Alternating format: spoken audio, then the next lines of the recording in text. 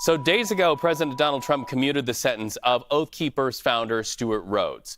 Wednesday, Rhodes returned to the scene of that U.S. Capitol attack of January 6th. So fast forward to today, a federal judge told Rhodes he's not allowed back into Washington, D.C. without court permission. So let's bring in CBS News political reporter Jake Rosen. So Jake, question for you. If Rhodes got the green light from the president, how can the judge actually do this?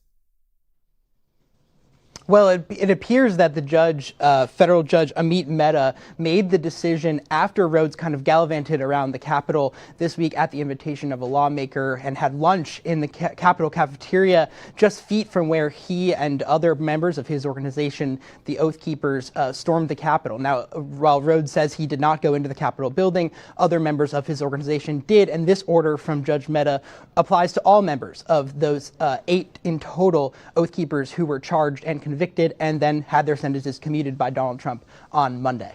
So on the subject of pardons, though, we know what the reaction is from Democrats. We know what the reaction is from Capitol Police, but you have some reporting on reaction from Republicans.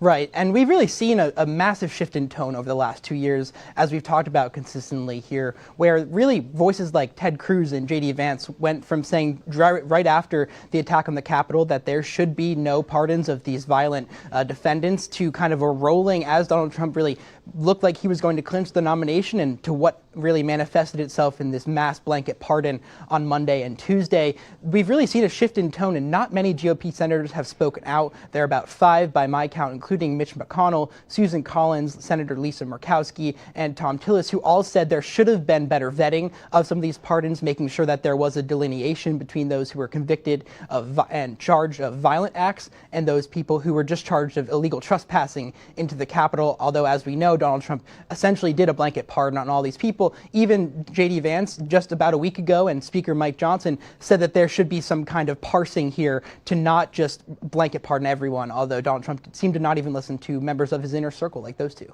Right, and we know the president has been widely called the shoot from the hip president, and that this took a lot of people by surprise, but it was a campaign promise, right? Those pardons, something he promised voters who looks like they greenlit by electing him president. We wanted to talk about another campaign promise, and of course, that is these mass deportations. We understand you have some new reporting on ICE conducting what it calls operations that were targeted at workplaces in Newark, New Jersey. The mayor criticizing it, saying it violates the Fourth Amendment because officers didn't have a warrant. Let's talk about this, but first we want to let our viewers listen to what the mayor had to say. Now, we can't quibble about the Fourth Amendment.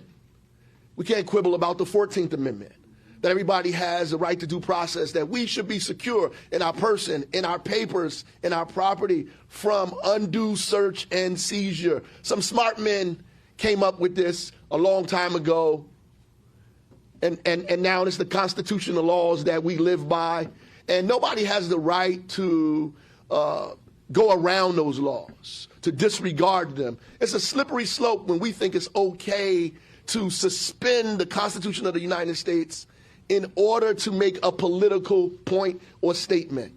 That ICE response in their letter that they put out, they say, well, in a very cavalier way, these things happen. There will be some citizens who are going to ask for their ID and their paperwork. There are going to be some citizens who we stop and question. So then my response to that is, how do you determine who's undocumented and who's a criminal just by looking at them? So that's the mayor of Newark, New Jersey. He talks about undue search and seizure protections. That's what he's saying at his podium. Can we anticipate that that same argument will be made in the courts when we talk about New Jersey? And it's certainly possible, and we'll see what Mayor Baraka does in terms of taking potentially alongside the government of New Jersey, taking a step towards suing the federal government for this aid. And we'll see whether these kind of actions happen, these mass immigration raids and deportations that would follow happen in other states as well, who would also take objection to this. I think we have to remember to point out, too, that while there were some people detained in this raid who even the owner of the seafood shop says were illegal immigrants, there also, the mayor and the owner of the seafood store says there was a U.S. military veteran who was detained at least temporarily by this.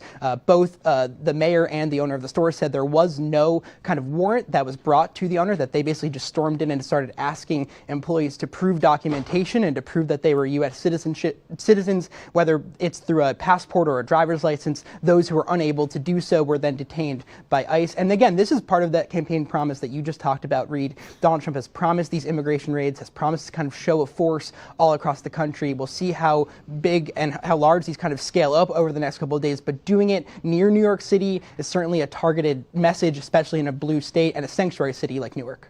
Jake Rosen, thank you so much for that update. I have a feeling we'll be having this conversation a lot more here on the stream. We appreciate it.